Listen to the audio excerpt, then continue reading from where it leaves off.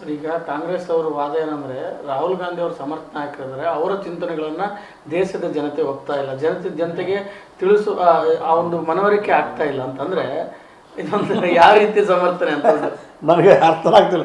ವಿತಂಡವಾದ ಅಂತಾರಲ್ಲ, ವಿತಂಡವಾದಕ್ಕೆ ಮತ್ತೊಂದು ಉದಾಹರಣೆ ಕಾಂಗ್ರೆಸ್ ಅವರ ವಾದ. ರಾಹುಲ್ ಗಾಂಧಿಯವ್ರ ವಿಚಾರಗಳನ್ನು ಅವ್ರ ಬೇಸಿಕ್ಸ್ ಏನದಾವೆ ಜನತೆ ಅರ್ಥನ ಮಾಡ್ಕೊಳ್ಳಿಕ್ಕೆ ಆಗಿಲ್ಲ ಅಂತಂದರೆ ಇನ್ನು ರಾಹುಲ್ ಗಾಂಧಿ ಯಾವ ರೀತಿ ವ್ಯಕ್ತಿತ್ವ ಇರ್ಬೋದು ನೀವು ಅರ್ಥ ಮಾಡ್ಕೊಡ್ರಿ.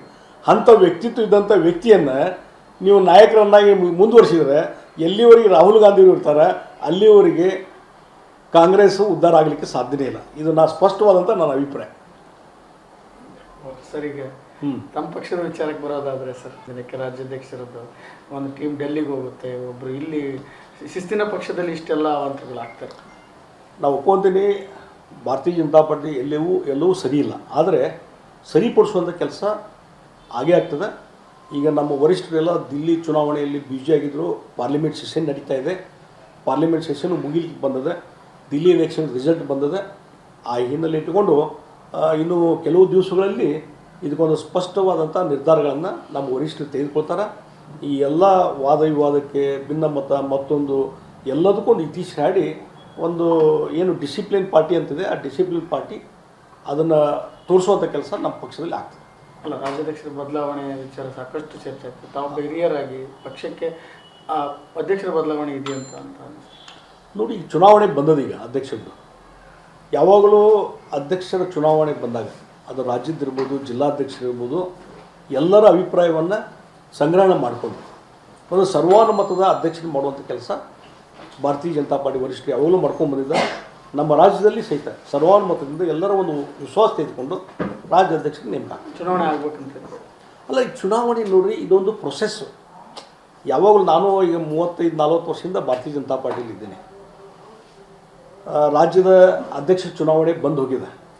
ಒಬ್ಬರು ರಿಟರ್ನಿಂಗ್ ಆಫೀಸರು ಮತ್ತು ಎಲ್ಲ ಇರ್ತಾರೆ.